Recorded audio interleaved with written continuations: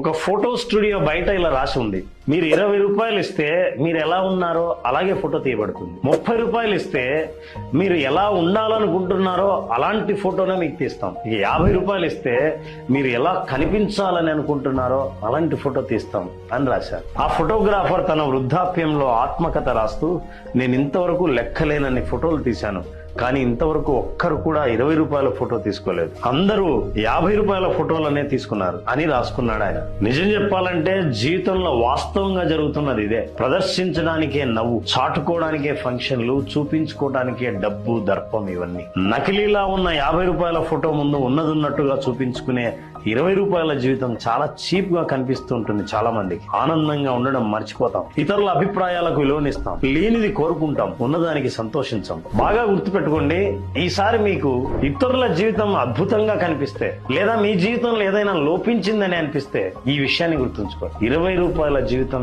చాలా సింపుల్ గా ఉంటుంది, కానీ ఒరిజినల్ గా ఉంటుంది. 50 రూపాయల జీవితం తలతలలాడుతూ ఉంటుంది, కానీ వాస్తవం అది కాదు. మీరేమంటారు?